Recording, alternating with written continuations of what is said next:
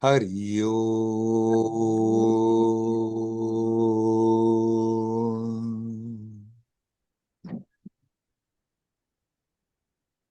Hari Om.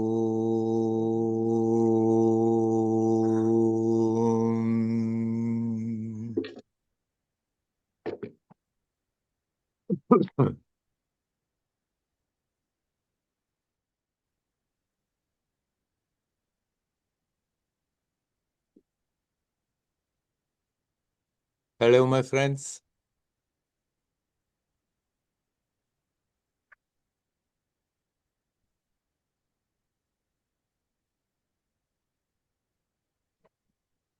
There is an intensity.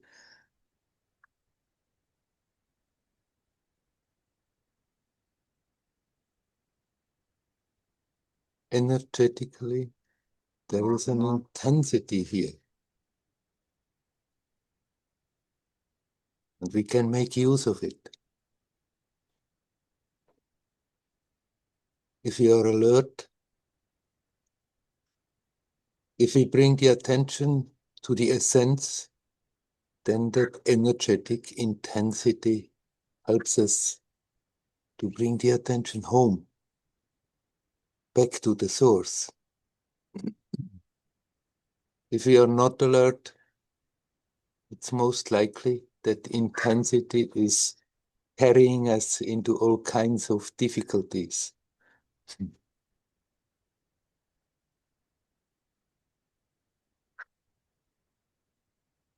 Many people are not aware that something is different.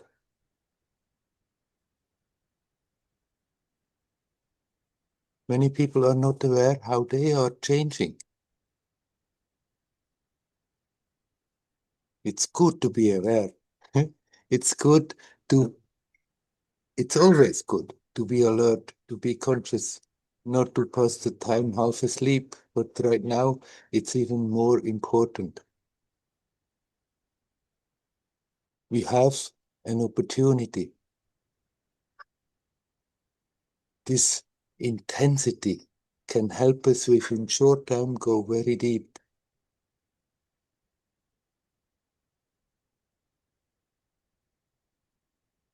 But it needs our attention. It needs our alertness. If we just flow along with the events, not really quite conscious, then we are missing the opportunity on one hand. On the other hand, that intensity creates often very difficult situations. And people wonder why are things are going wrong, why things are not going smooth as usual. Why are other people behaving not so nicely?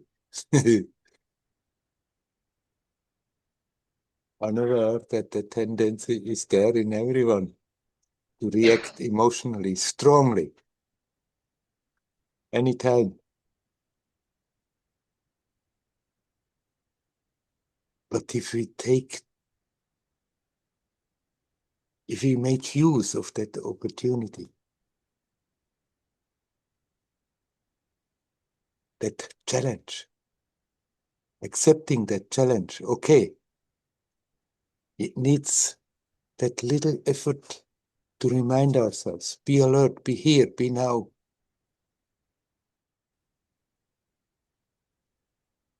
Don't waste the time running after so many things that are not necessary and sooner or later rather create troubles. Be alert in the present and learn to relax in that.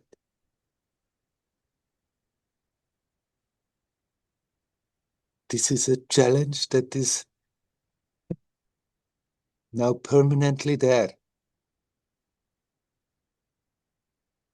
And if we are alert, we really have the great possibility within short time to really dive deep into our own resources.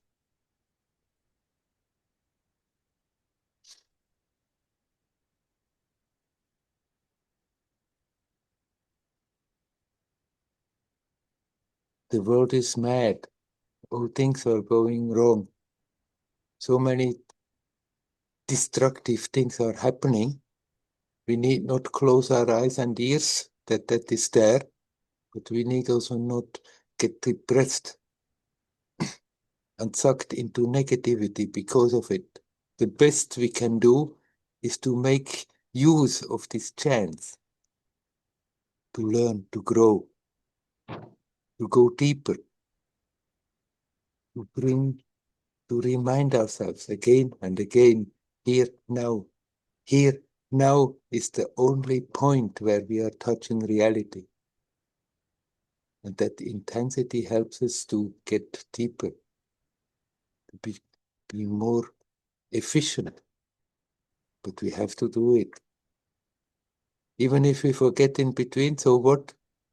The time has already passed, but the moment we remember, not lamenting about the time past, but the moment one remembers, just here, now, again. You may inquire, who is experiencing? What is experiencing? Or you may simply, consciously breathe. It's so simple. Just learn to breathe consciously. It's such a simple way to bring the attention in the present. And all we have to do from there, stay with it and relax. And the attention goes deeper back to the resource.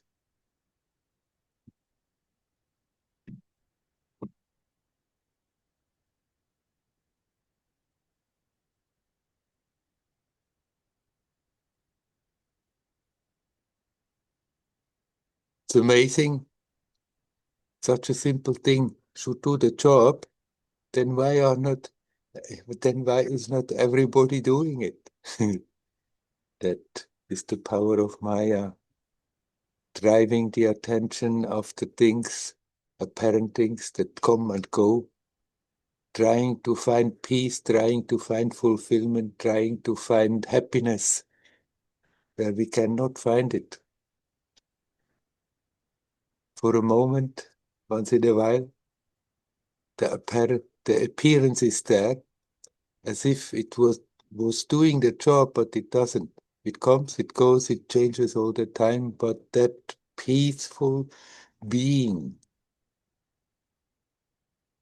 that is prior to all that is not affected, and we can come back to that. And here is peace, here is fulfillment, here is happiness. The joyousness of existence is bubbling up out of the source, coming to the surface, here, now, if we just let it happen. If we learn to be here and not bring into that present so many tensions that prevent it. Always thinking, this should be done, this should not be like this. That is happening there. Worrying about it, worrying about the future, worrying about the past, worrying about what other people are doing. Just quieten that inner conversation that goes on like a sports reporter that keeps on talking, telling what's happening. This is happening in one's mind, and then there comes all this imagination, what could be, what should not be. And so we are going on and on and on, round and round. For what? Most of the time, for nothing. There's nothing wrong with thinking, where thoughts are appropriate. Thinking clearly about the situation, deal with it, and let it go. That doesn't disturb us actually from being in the present.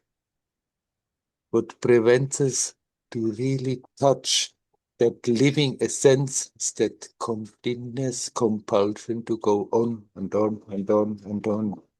thinking about something or other, not being aware that we are thinking about things all the time, the attention going anywhere else except for that simple fact that I'm here, conscious, alive, that there is promise in that, that there is a depth in that. We just have to give it an opportunity.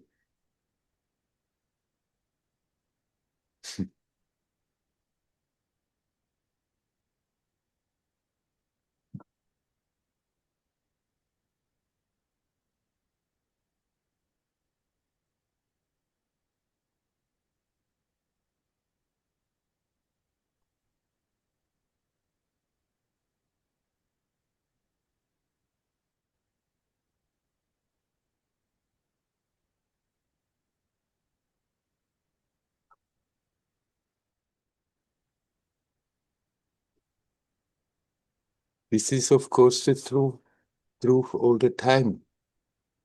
It's just that right now,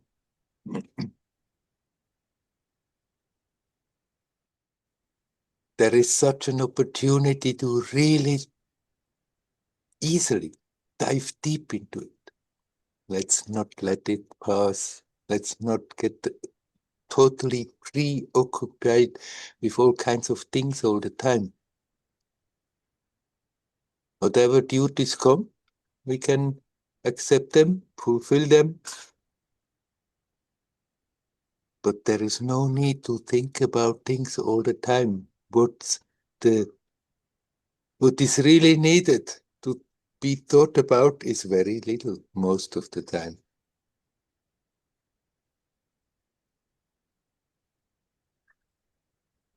The rest of the time we just can relax in that, surrender, let go, just be in the present.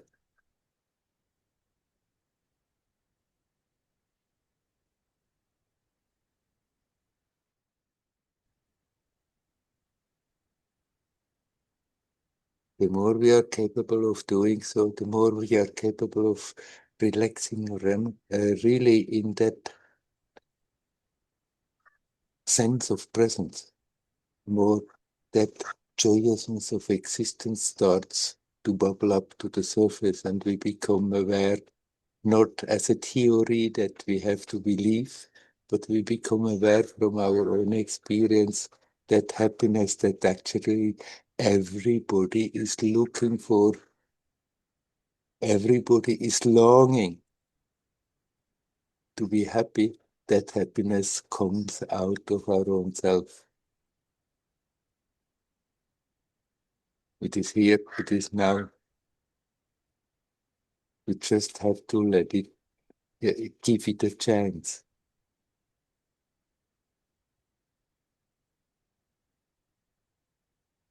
We don't have to create it, we just have to learn not to prevent it. And we're learning not to prevent it by not thinking all the time about other things, what we should and should not, and what could make us happy.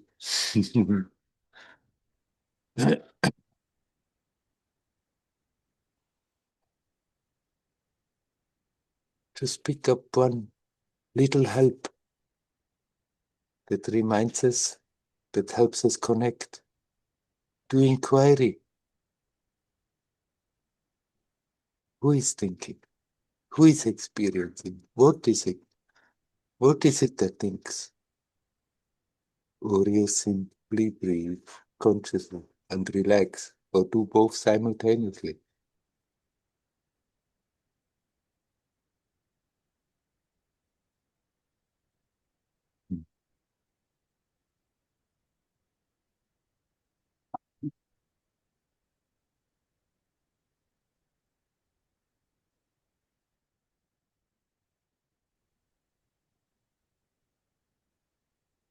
The dogs are very busy now because two monkeys are here.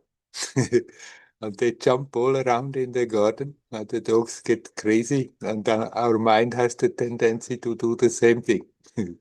just like monkeys, jumping from one place to another. They just have been on the coconut tree, pulling off unripe coconuts, making a hole in it and get the water out of it. Then they jump somewhere else and see something and drop everything and jump all around in the pursuit of their happiness. And the mind is like this. Oh, there is something jumping for it.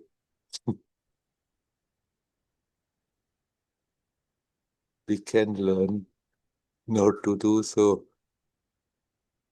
Become aware how the mind is having the tendency to always jump on the opportunities that appear there as a promise to make us more happy, to make us fulfilled.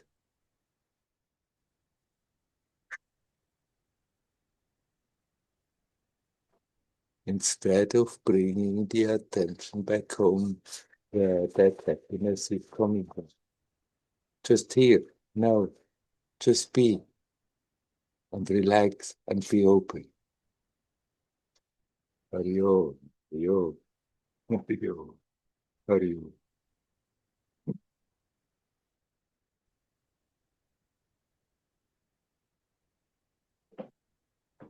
Okay, my friends, I'm asking you, is there anyone who would like to come in? Hello, Floyd. Hi, Werner. How are you? Oh, quite okay. How are you? Good, good. So I had a question which is similar to what you discussed right now. Yeah. Like I sometimes I have this, moment where, of course, it's the mind in some way, which you have clarified that what is my spiritual path? Mhm. Mm. And then initially I used to go to Osho and, do some active meditations with the body. Yeah. Then I also used to do yoga, kriyas. Then Yes. I also used to. Then eventually I came more into meditation and bhakti kind of practices, meditating with mantras and also silent meditation, like at Ramana Ashram and things like that. So from time to time, this comes, that I've not fully gone into a certain path, Mm. and then part of me is like, why is it required, like everything is inside. But I want to clarify this because in a lot of paths they say you have to delete conditioning or get rid of conditioning, and that's what is preventing you from finding happiness. Like in Indian systems, they call it samskaras or whatever, Mhm. and then in Osho they call it conditioning, emotional baggage, Yeah. stuff like that, and release it through some kind of activity, physical activity, Mm. laughter, crying. So like there is a program at Osho called Mystic Rose. It's a Mhm. 21 days program. So 7 days you have 3 hours of laughter every day. 7 days. So, so 7 days you have crying for 3 hours a day. Mm. And then last 7 days you're relatively lighter. Then they make you do like silent sitting, vipassana kind of thing. Yeah.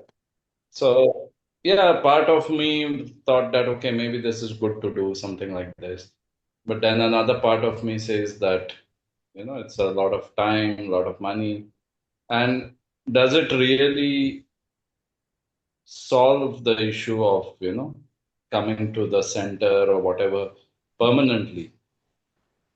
So how do you see this issue of conditioning and getting rid of something? Is it a natural process or does it have to be pushed with some intention? Well, we have to be alert about it because when the mind is conditioned like this, then if we are not alert, it just keeps on repeating the same stuff over and over, and the conditioning, instead of going away, becomes stronger. But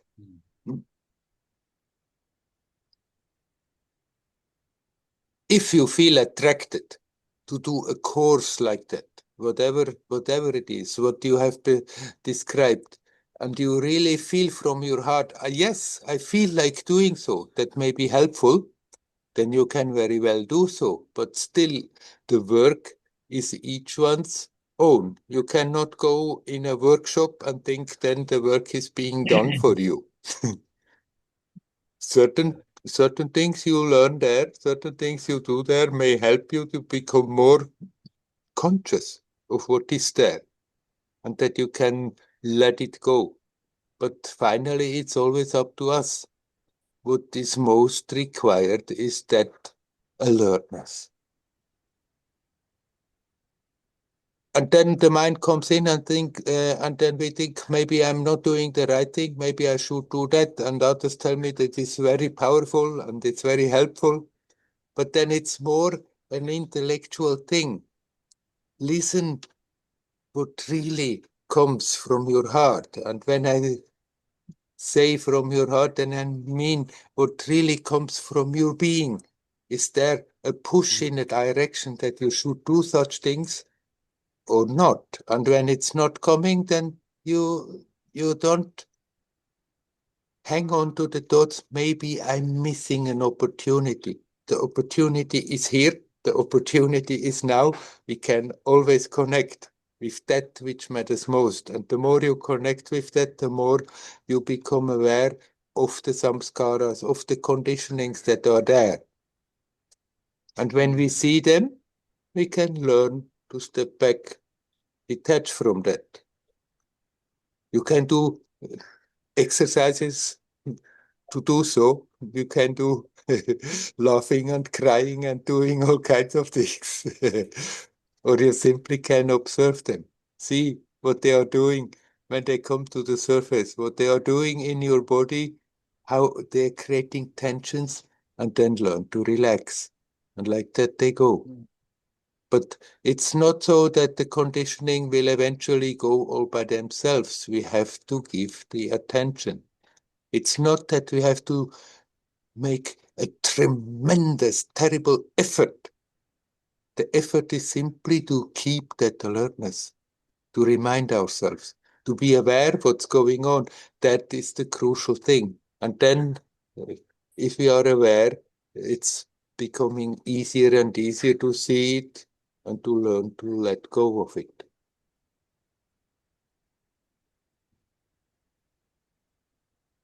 Yeah.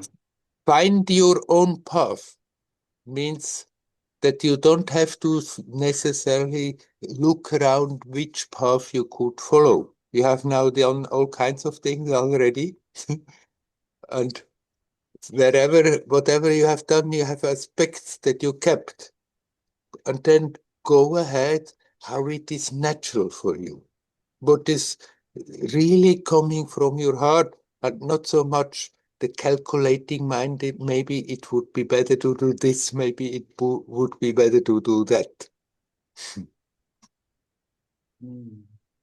The essence of all the different practices is the same, that it should help us to be conscious, consciously alive, consciously conscious now in the present. That is the essence of the practice. So focus on that, and then if it comes spontaneously, what you need to do to help that, then you can very well adapt that.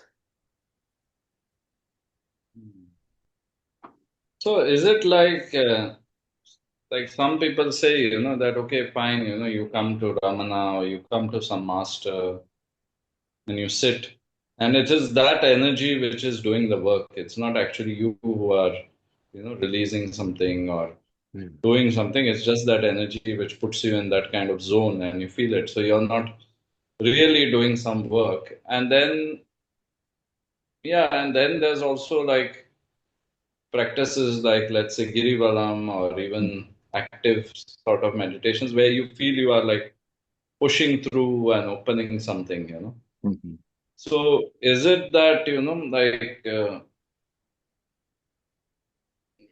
like I don't know, but is it like an illusion that, when you are in some sort of consecrated space or space of these masters that you are sort of in the illusion that okay, there is peace inside me and there is a lot of calm, and then when you get out of that, then again your old stuff keeps coming up. So is it like how do we look at this? Of course, if you have the opportunity to come in a space like this, then that's a great help. But people have a bit false ideas about it, that they think they can just be in that space and then everything is being done by themselves, by itself. We have to learn not to prevent it. And we can very well live in such a space where there is a lot of support. But if we are not alert, if we hold on to our old conditionings also there, then they won't simply disappear because we are in that space.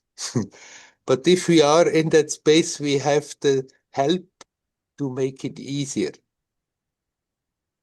But even somebody who is with a great guru like Ramana Maharshi, he still has to do their own inquiry.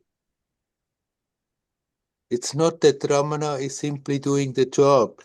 You can say so, but that is basically then you have to surrender. And what does it mean to surrender? To surrender means to have a good look what prevents you from being surrendered and learn to get rid of it. However much one turns it, it still comes back to that you don't get around of having a look at that which is preventing you from being in that natural space and then learn to let it go. And if you are in a strong connection with a great master, then it's simply made easier. But it's not that the master is going to do the job for us. Yeah. And then similarly, like in the opposite situation, like recently, all these questions they started coming because I was feeling some kind of heaviness in my heart. And it was like, I don't know what emotion it was, or grief, or I can justify it as the grief of whatever has happened in the past, but I didn't know from where it was coming. Because for some days I was thinking I'm like quite happy, quite free, quite liberated.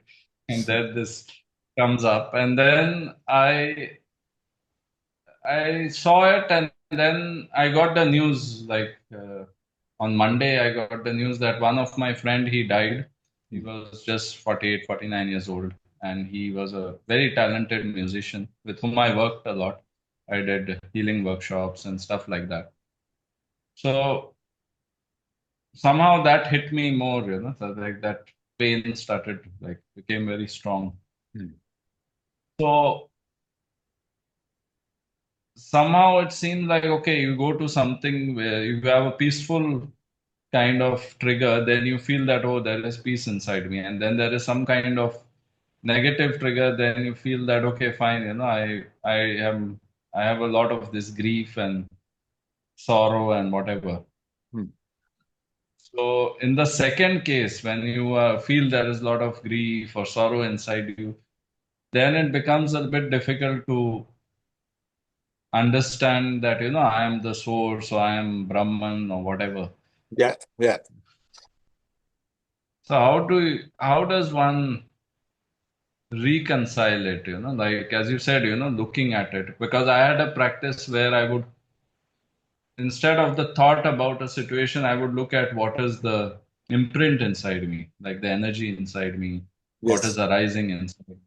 And as I keep looking at it, it sort of uh, spreads. The knot sort of opens and the energy spreads. Mm. It expands. But then I think when I sit at Ramana Ashram or those kind of spaces, it happens quite quickly. Mm. And within no time, you realize that it is not there. Maybe it was just an illusion. So how does one reconcile this kind of situation where one day you're almost enlightened or half enlightened, and then next day you are.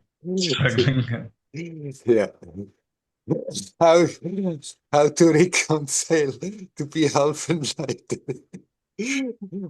Half enlightened and then after that suffering again.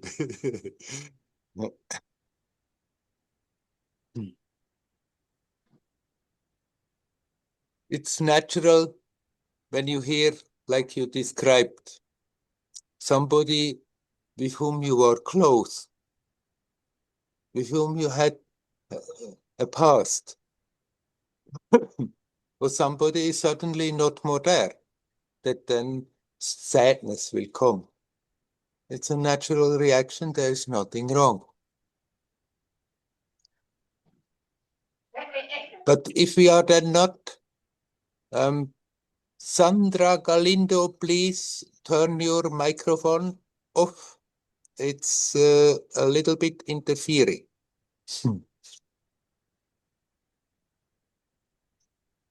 Galindoma. If you can hear me, please turn your microphone off. All right.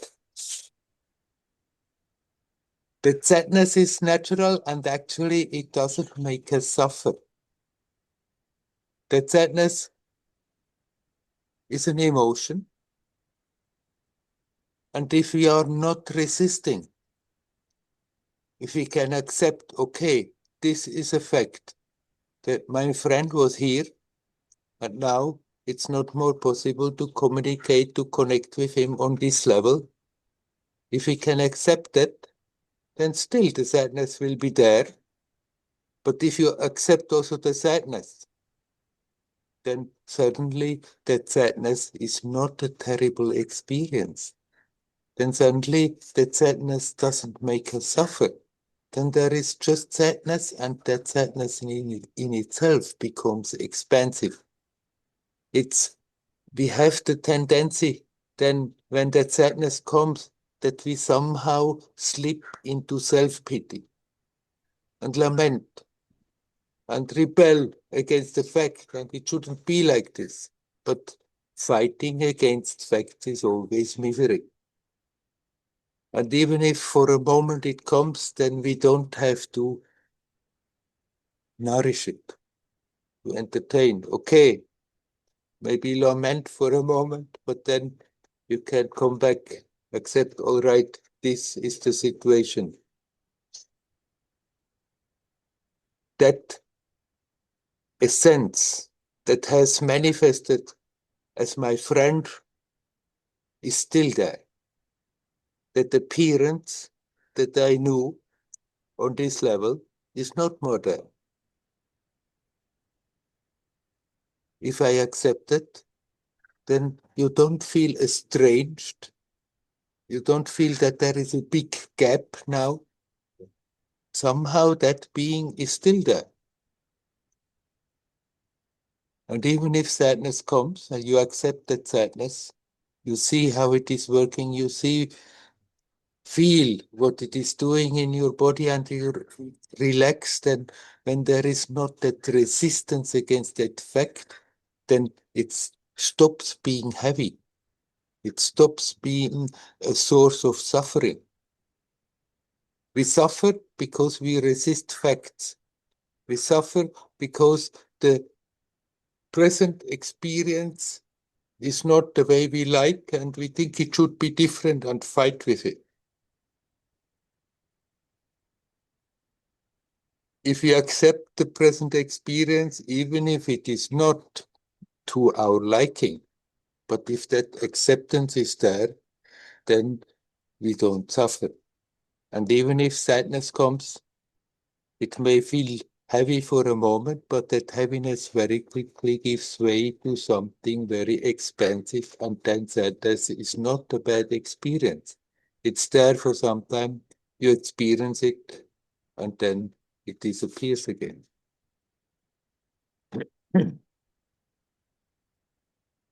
You can use those circumstances that you like and you feel good and you think, after all, I'm already quite somewhere. You can use those circumstances to question where is those where are those thoughts coming from? What is it that makes the experience possible? And we can do exactly the same thing in unfavorable situations. When something happens that we don't like,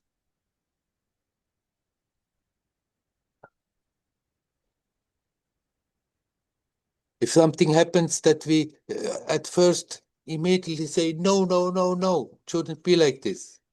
That we see then our reaction and first work on that reaction and accept, okay, this is anyhow relative. It's not as real as it appears. This whole appearance changes all the time. And now, in that appearance, somebody left, and it's not more possible to see that same person in the same way, and we rebel against it. But if we can appreciate that after all, this was all the time a momentary experience, appearance, the essence cannot be destroyed. And accept that on this level, the situation is as it is, then we can accept that there is a reaction of sadness, but we don't suffer. We don't feel that heaviness getting heavier and heavier. And even if out of old habit we are sucked into it, once we become aware, then we accept also that heaviness, watch it, see what it is doing in the body, learn to relax, and then that heaviness is disappearing again. We don't entertain it, we don't nourish it, we don't make it into something that gets worse and worse and makes us suffer hell because of it. As long as you're appearing in a human form, the whole range of emotion is there as a possibility, and it can pop up anytime. Something happens, an emotion pops up. But if we are not afraid of those emotions, but have become aware, emotions, they are what they are. They are an expression of the self. Momentarily, they come, they have a peak, they go, and if we are not fighting with them, then we are not making them bigger and bigger and bigger and unbearable, then we can easily accept them. They come, they go. There is a situation that creates sadness. I accept the sadness. I learn to even enjoy the sadness and let it go again. It doesn't create that sense of heaviness. That sense of heaviness comes because I'm feeling sorry for myself. Ooh, something terrible has happened, and then the tendency is so big to slip into self-pity. And then it's already not more about that person that has gone, but about the poor me that has to experience that that person is gone. And that is the draining factor. When we slip into that poor meeting without being aware that we are doing so, that feels heavy. And the more we slip into it, the more it's getting heavy. So when that heaviness comes, accept the heaviness, but watch and see where it is coming from. And there we stop nourishing it, and then it disappears again.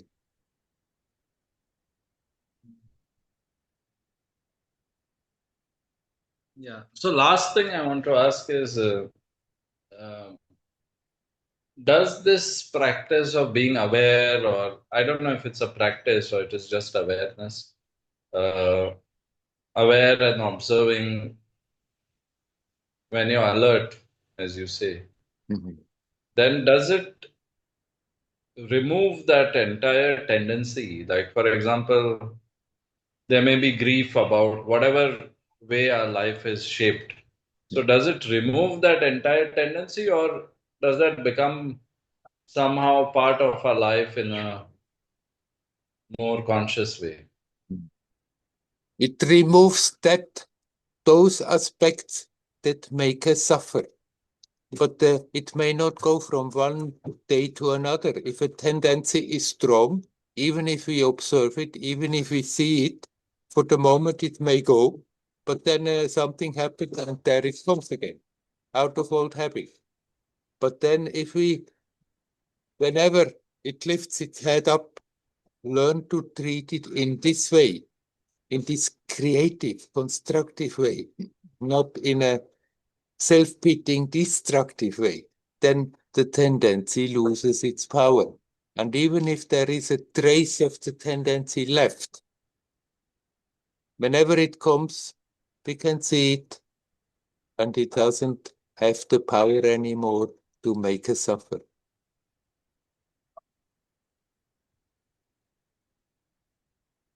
So it's a continuous process. There's no sort of end to it in some way.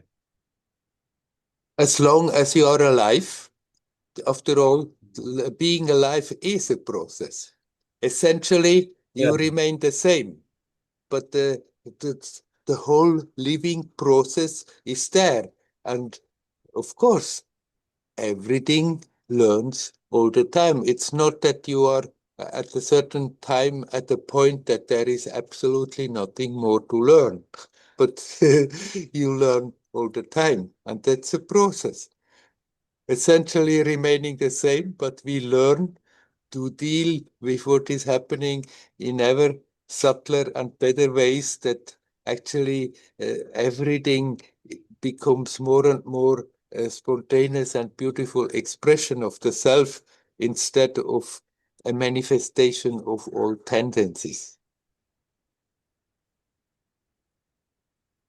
But this, like, for example, I said this 21 days process. I was discussing with a friend who has done it. Sometimes I think discussing itself creates more thoughts, you know. Yeah, But then I was discussing with him and he said, I did it once, but now I want to do it again because there's always new stuff which, comes up and which needs to be released. right. You So can with anything, you cannot hope that you know about a certain tendency, and so I'm going to do that workshop, and after that it's gone. You may learn things how to deal with it in a more constructive way, that it loses its power to create troubles in your life. But it's not that you can think, okay, I'm doing that, and then this one is done. yeah, it appears it has gone, but then it's sort of, yeah. Thank you, man. Thank you so much. You're welcome. Hario. Hario. Is there anybody else who would like to come in? Say something, you're welcome.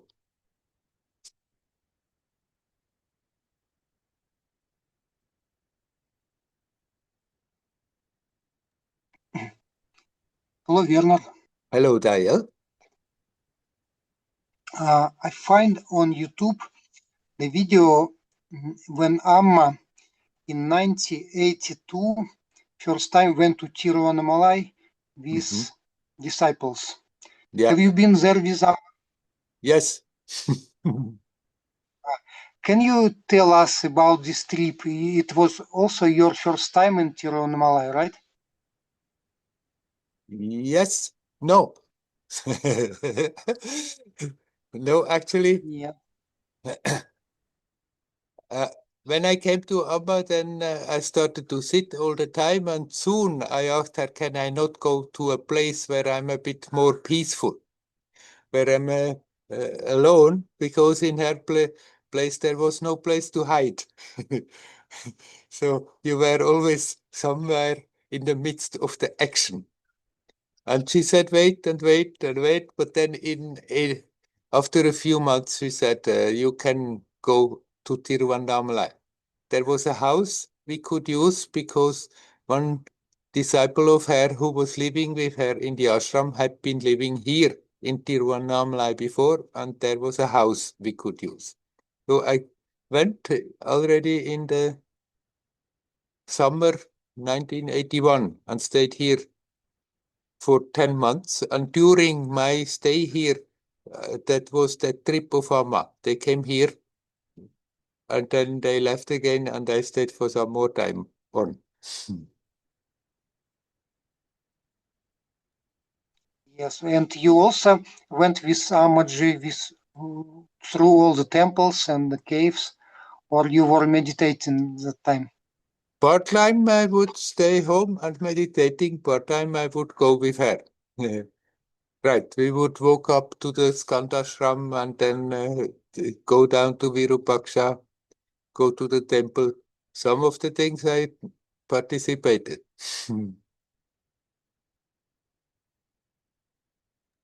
Yeah, thank you, Werner. Very interesting story. I didn't know that Amoji went to Tiruvannamalai before. Yes, yes, she came. Actually, she came here once before I met her, in the middle of 1980. Then I was still in Bombay. And then the second time was in 82. And then another time, she came already with 50 people in 84 and stayed here for 10 days during the Deepam festival.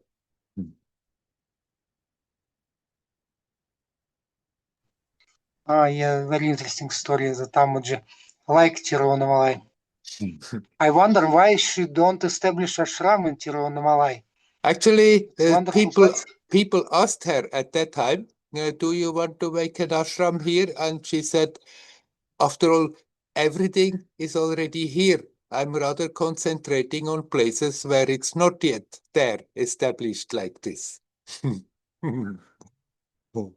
She felt it's better to bring what she has to bring in places where it's not already in such a way active, like in Tiruvannamalai, it's already there.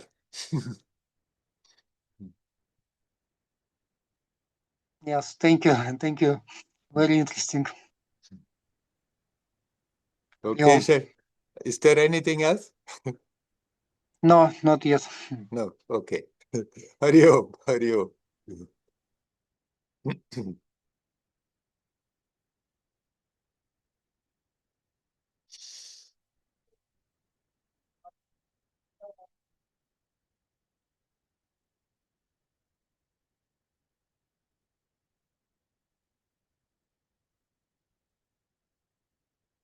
Can make me feel a bit nostalgic when I talk about these things. In the beginning, when we were with Amma, we were just like a little family. Few people we were hanging around her. Now it has become such a big thing. But she knew that's what she came for, to touch many people. So it will grow and grow. We were very lucky to be there when we were staying. There was no place where she could hide. We just had a few little huts, leaf huts like my roof here. There was no privacy. Everybody knew about everybody, everything.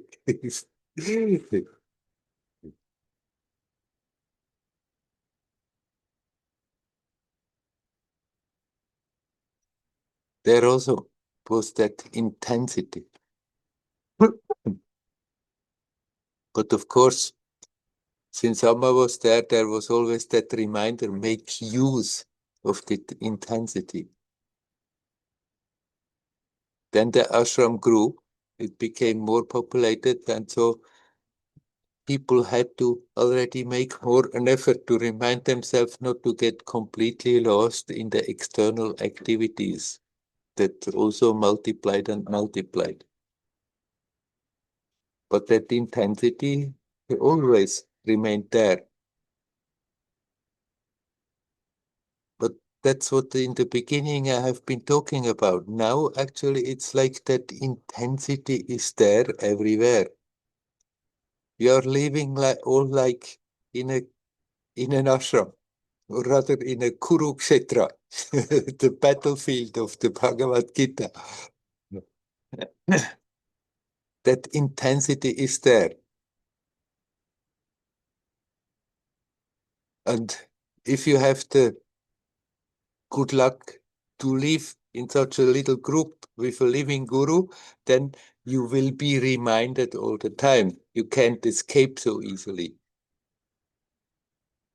When we are in our stories, we find our means to escape and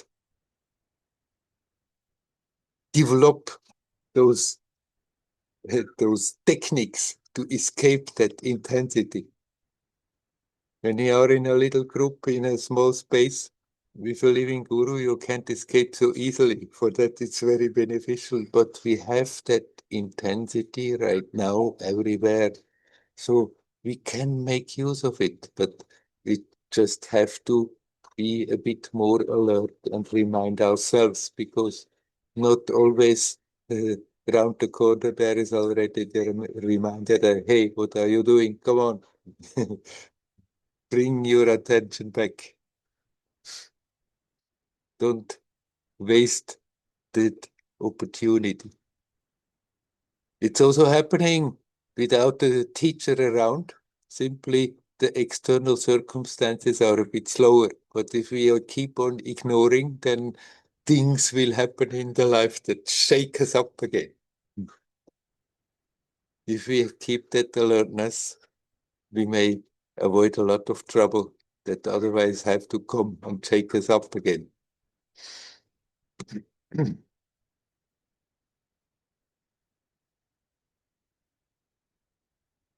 That ultimate guru is your own self, is always present. And the message comes always from that ultimate guru. Deep down, we know. Then we do all kinds of things to not listen to what that inner guidance wants to tell us, because it doesn't fit with our mental thing that I would like rather this, but deep down I know it's rather to go, it's rather going that way. Actually, we have those reminders, but we have to listen, have to open up to that. Everybody always lives with that ultimate guru. It's that which makes the experience possible. It's your own self.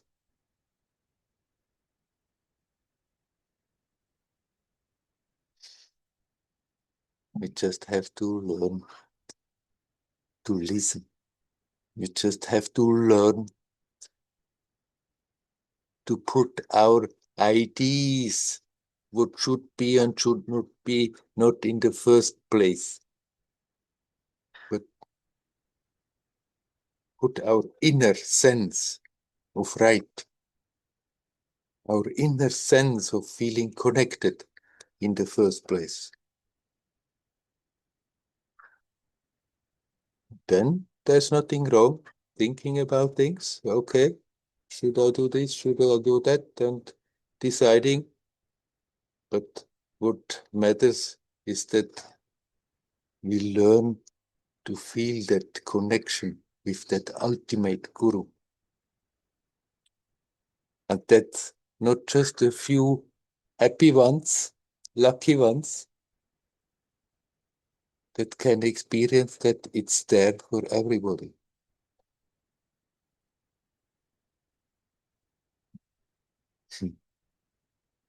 Okay, my friends, is there anyone who would like to come in, say something? Hi, Werner. Hello, Nava. This is something I have talked about again and again, and I don't seem to be able to make any headway. When I have a problem, if I'm not feeling well, if it's physical or emotional, I know how to deal with it.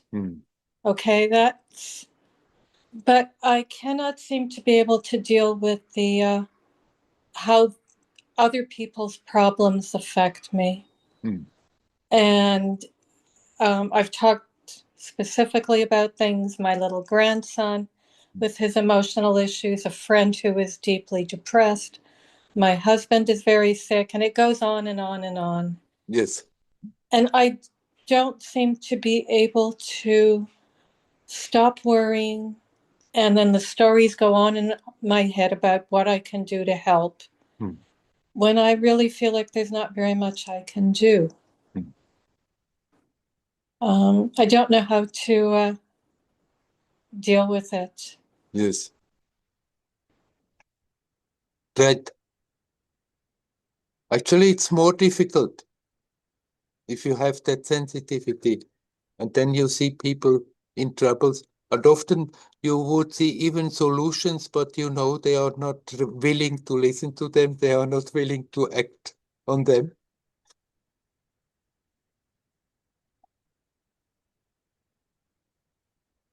Know for sure that nobody is going through their story in vain. Nobody is suffering in vain. Everything is accumulating something, and that will remain with that being even if this life story is over. Now, that doesn't mean that we should think, okay, let people suffer. If we can help people to find their way out of suffering, by all means, let us help them, give a helping hand, let us show them the way. But we cannot force anyone. And of course, yes, you say a little boy, or I don't know, a boy or girl, but a kid that has emotional issues, you cannot just give it instructions and then these emotional issues, they are gone. But you can learn to accept as a fact, okay, that being is now in such a situation that this confrontation comes again and again. And this is not for nothing.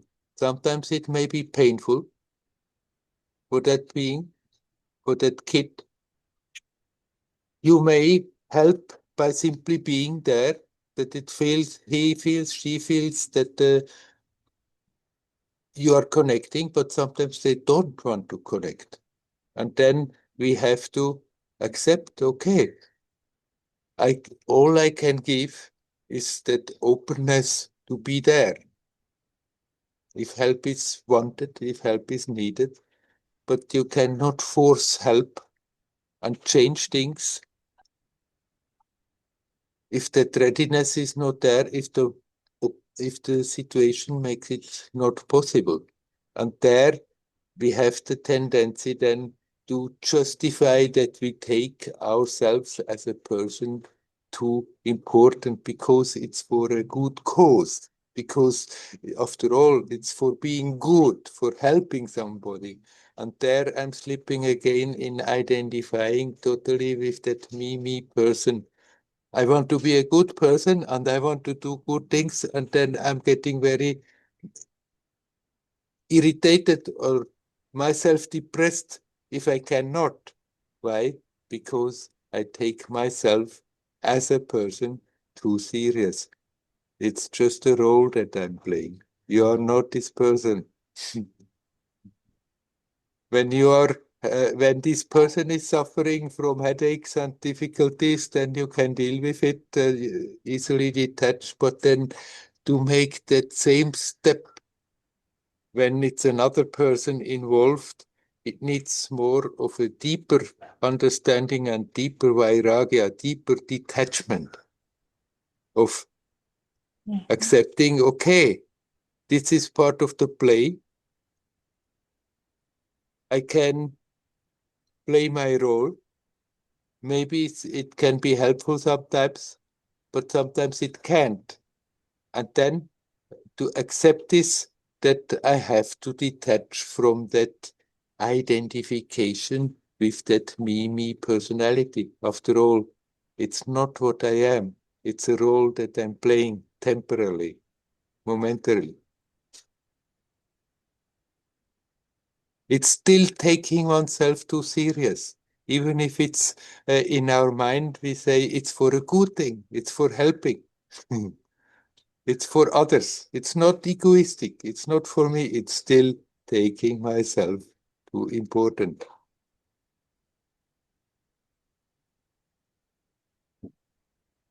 I think what I see lately more and more is there's a limit to really how much I can influence anybody. And it doesn't mean that they don't want to do it differently. It's just not in my hands. Mm-hmm. And so when you see someone else suffering and you know you can't do anything, I find that really hard. But you can do something, but maybe not what you want to do. But you can do something, make peace in your mind. See, when you feel this is hard, then look at yourself and see what's going on there in yourself. And then learn to let that go, those tensions that build up, that make it feel hard. And then, if you connect with that being who is suffering, and you are not putting other heavy feelings into it, but you are yourself, then actually you do help that being, even if you cannot change the situation, even if you cannot do anything externally. That is the greatest help that you can give that person, that their situation is not making you unhappy, because if it's making you unhappy, you send that unhappy sensations, that then unhappy feelings to that other person and make it even more difficult for them.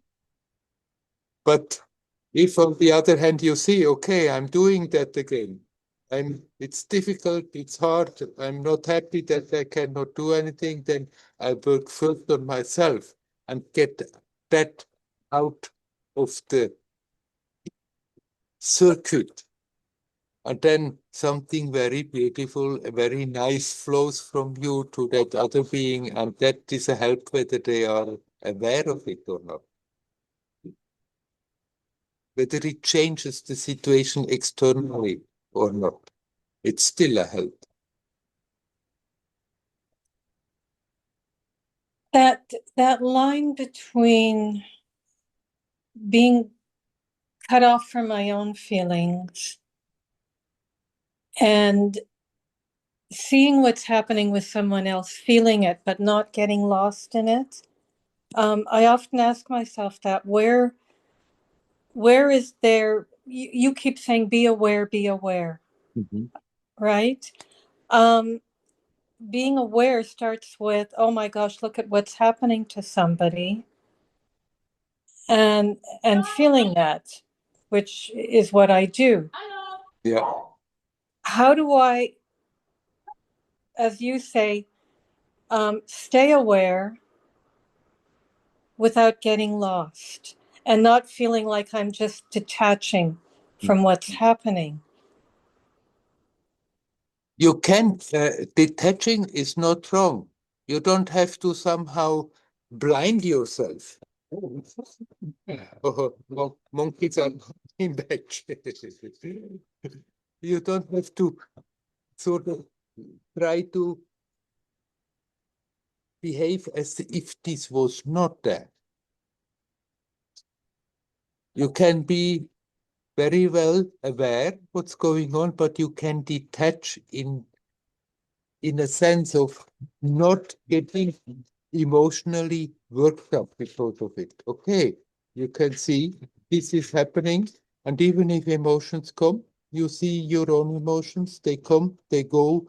You don't hook into that and think, I'm obliged to hold on to those emotions. As a sensitive person, I need to hold on to those emotions because that's what it is to be a good person. It's somehow also a conditioning we have from the society that uh, if somebody suffers, we have to feel in a certain way, and if we don't feel in that certain way, then we are not good persons. But most of the time, this is just another baggage that we have accumulated. We can't let it go. Those emotions may come for a moment and then they may not be there. So what? It's not that you're becoming like insensitive because of that. It's just if we are not feeding those emotions, thinking it's our duty to keep those emotions, but let them come and let them go, then they go by themselves. That's the nature of emotions. They come, they go. If you are not interfering in that with something, hooking into them and making them bigger. So don't feel bad if you are not feeling all the time bad when somebody is suffering. Actually, if you are capable of seeing how they're feeling not well, but you can stay into your well-being, then you bringing something much more precious into the situations. Okay. It's in the mind a twisted thing that we are having, that we have to feel bad about them. That's not what it means to be sensitive. That simply means we are again letting ourselves go into that me role and how I should be. What's a good person? What I have learned from the society to be a good person. But if you are really yourself naturally, then you see the sorrow. It may hit you for a moment. You feel that sorrow yourself, but if you are not holding on to, it comes, it goes, but you still can connect. And you can bring something very constructive and very alive into the situation that is much more precious than holding on to certain emotions.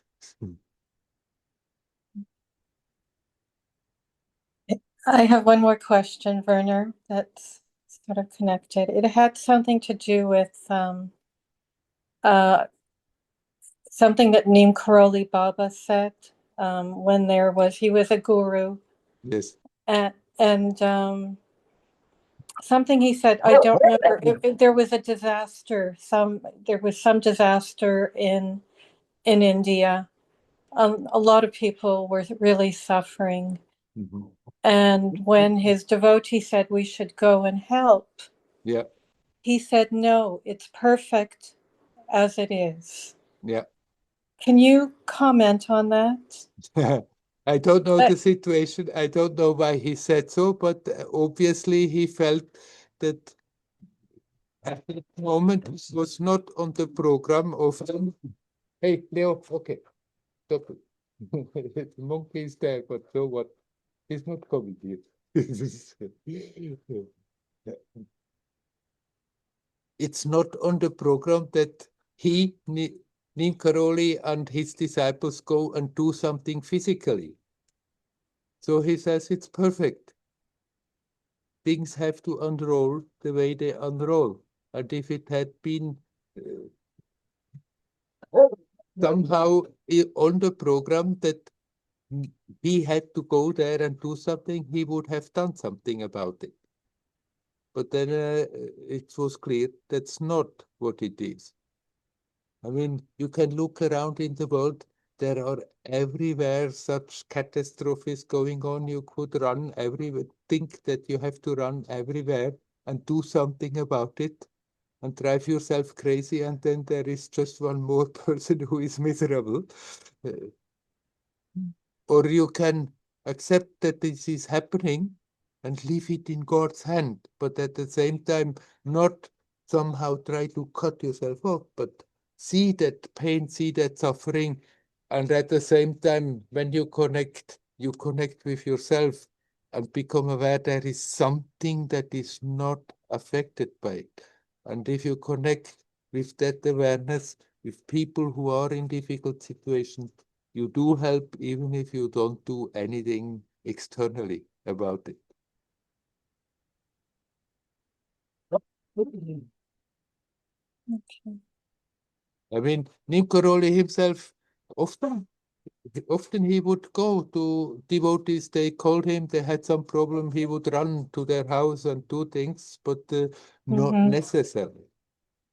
When he felt that's what's on the program, then yes, and when it's not on the program, then it's also right. I think he died before you came to India, is that right? Yes, I think so. I'm not quite sure when he died, but yes, before I came to India. Yeah, I think sometime in the early 70s. Yes. And I came only 1980. No, right. Yeah. Okay. Thank you, Werner. You're welcome. Hari-ho. Hari-ho. I wish you well.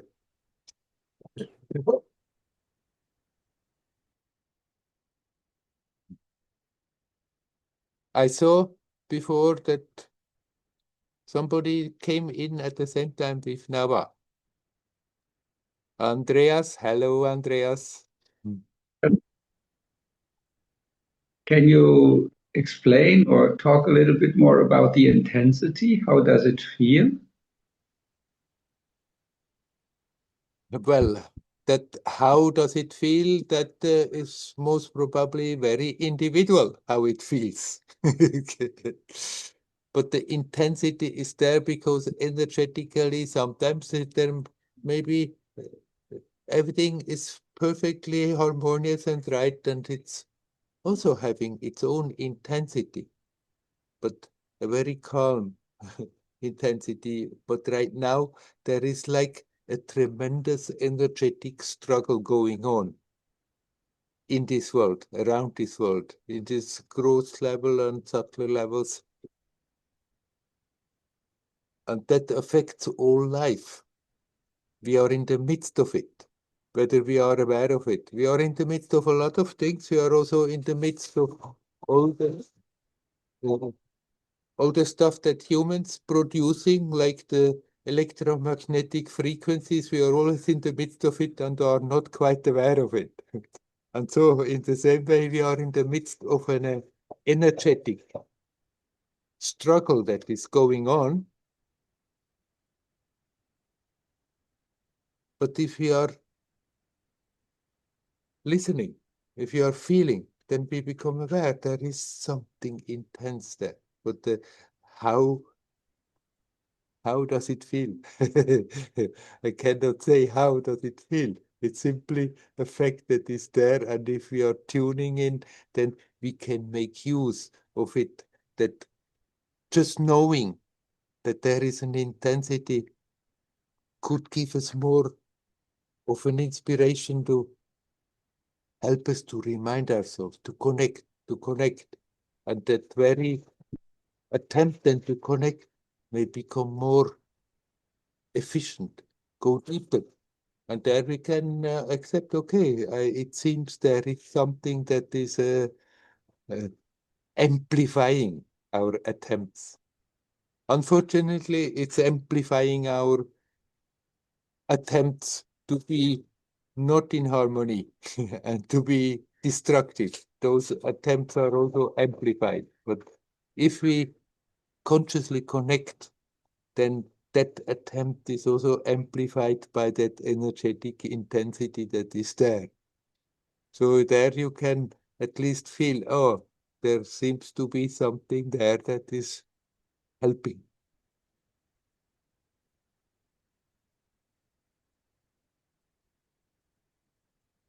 Because a lot of times when I think about intensity, it's more connected with me with anxiety.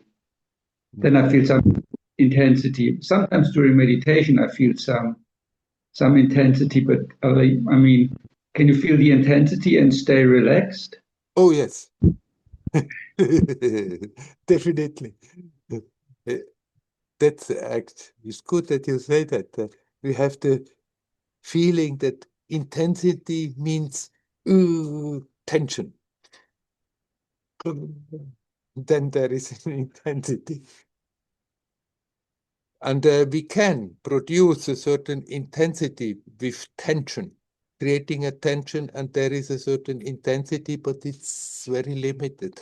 If we learn to detach and to relax in that same situation, then suddenly we can become aware there is an even greater intensity there in relaxing into it than keeping it alive with raw willpower or with tensions that we are producing. Is it very closely connected to energy? Yes, it is connected. That intensity I'm talking about is an energetic intensity that is there. That is different flavors of energy are sort of struggling with each other. And you can say the good guys and the bad guys are fighting. demons and the angels are fighting with each other. And we are in the midst of that intensity. Yes, it's energetic, but it's ready to support us no matter what direction we are opening up. If we are opening up into letting go into self-pity and depression, then there comes also a lot of support and makes it worse. But if people get angry, then that comes also in and makes it worse. But if we somehow have that presence to, in spite of that intensity, to turn the attention back to that which makes the experience possible, there also comes a lot of support, a lot of help.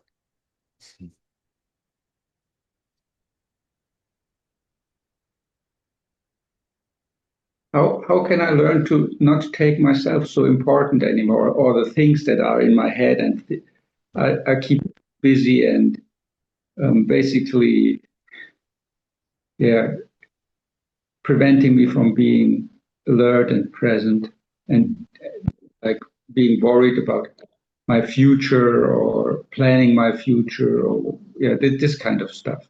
Right. How can I? Well, first we have to become aware. As long as we are not aware that this is there all the time and we are turning it around, then we cannot do anything. But once you become aware, oh, there I'm going again. There I'm think. After all, we keeping it alive by thinking about it all the time, or a lot of the time.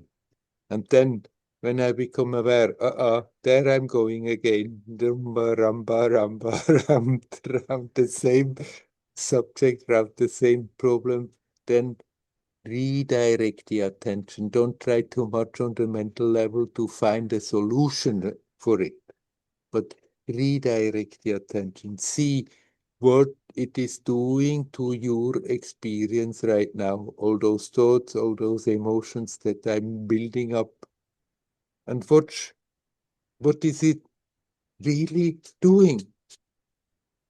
How is it feeling? How it is manifesting? And then learn to let go there, on that level. Not on the mental level, try to find a solution that you can quieten you down. Simply redirect the attention. See what it is doing to you physically, energetically, and learn to relax. And then in that relaxation, that self-importance also is slowly diminishing. When I say self-importance, then I mean taking me, myself, as a person too important. Not the importance of the self, of the essence, but self-importance for me in my language means that egoistic taking myself too important.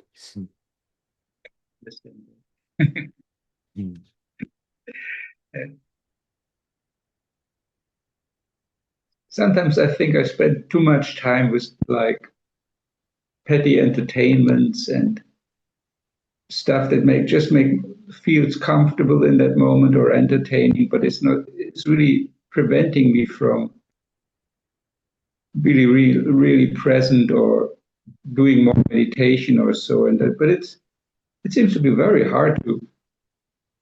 I kind of like I kind of like this, and meditate always needs an effort in a way, and Yeah. it seems to be really difficult to drop this kind of self-importance in the way that, yeah, I like to think about my future in the way to make sure that I'm comfortable and not suffering in the future. And this is, yeah. Yeah, there is nothing wrong thinking about the future with common sense. But that needs very little time. We can think about certain things and then make arrangements, and we can drop the subject, or we can turn it around and have worries about it, and is it going to work or not going to work, and if that happens, then what can I do? And we can go on and on and on about that, and that is not bringing anything positive. That just eats up our life force for nothing. keeps our dream world intact, that we are taking it so serious, that we're taking it for the reality. If we stop thinking all the time about it, then it loses its importance, because it loses its solidity. Certainly, it's not more such a solid, real manifestation, but a magic show that is pliable and that is flowing in the flow. And there we can give in a good intention. We can think with common sense, but it needs usually very little time. And then we can drop it. Now, about your entertainment and meditation, you can find a balance you are comfortable with.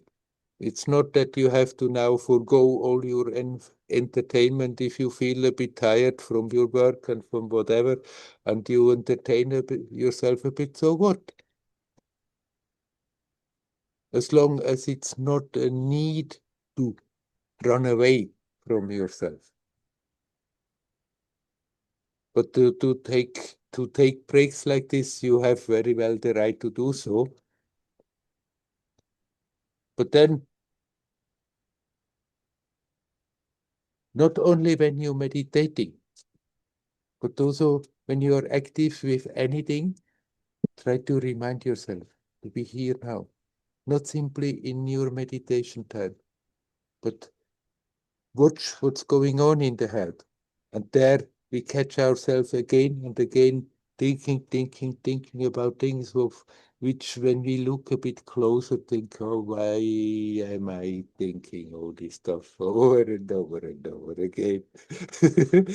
And there we can learn to consciously redirect the attention, not feed it anymore, not taking it so serious, not by telling ourselves, giving ourselves big lectures, hey, it's time that you stop taking yourself so serious, but you can tell yourself that, but one time, and then you are not fighting with that thing, but you just redirect the attention.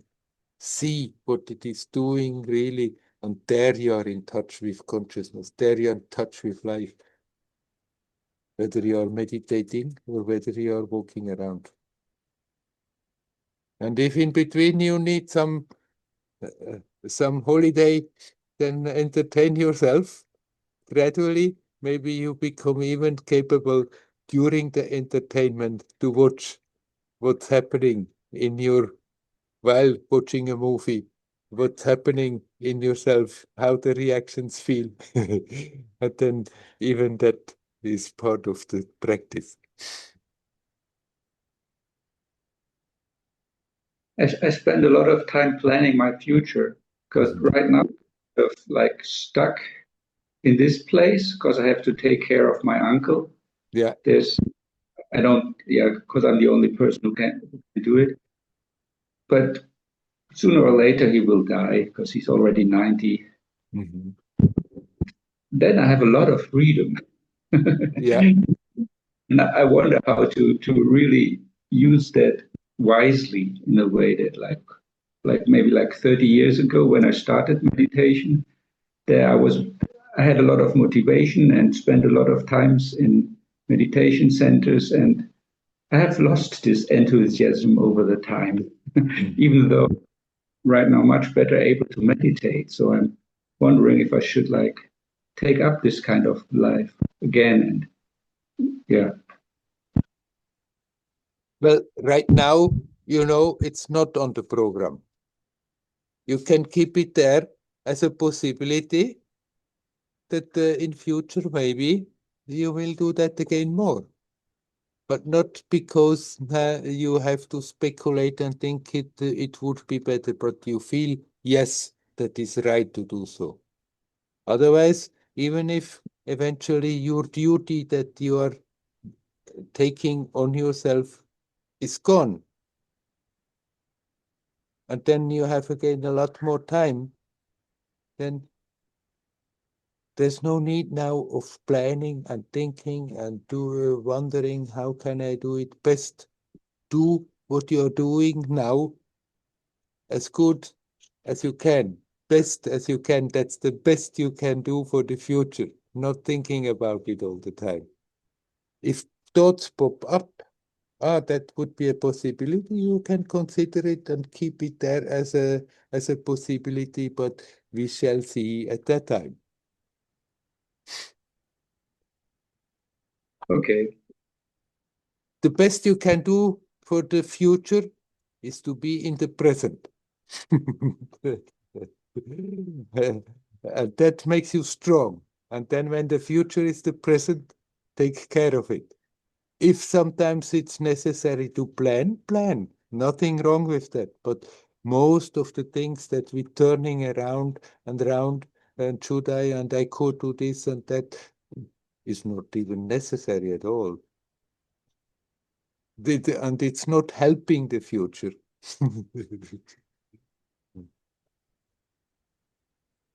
Okay. Okay, shall we leave it at that? Yes. Hari Om. Yeah. Hari Om. Hari Om.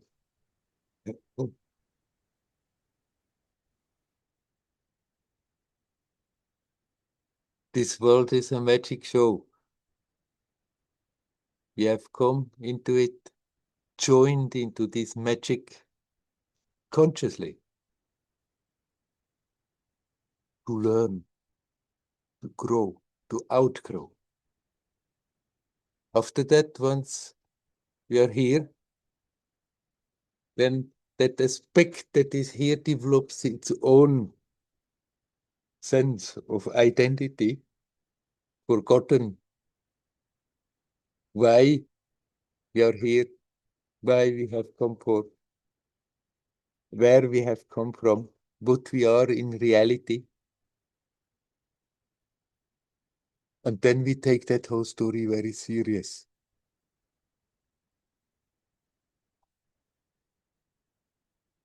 It makes everything much more difficult. We can learn to be aware. There is that aspect that is prior to time and space, that is prior to everything, unaffected. We can learn to feel that presence more and more. It's there all the time. We can connect. And that is what matters. And the more we are capable of doing so, the more we become able to not take this world, our story, our personality, so serious. And to remember, okay, we go through all those experiences. We go through it because we wanted to go through it. We wanted to come into this story, not to become something else, but to expand that awareness of that one mysterious divine essence. But we can do it playfully, even much more effective than if we are taking it very serious, then everything is hard and goes slow and is heavy. We learn to be playful about it. We are even learning much more and fulfilling the purpose why we came into the story much better. I wish you all well. Hari Om. Hari Om. Hari Om.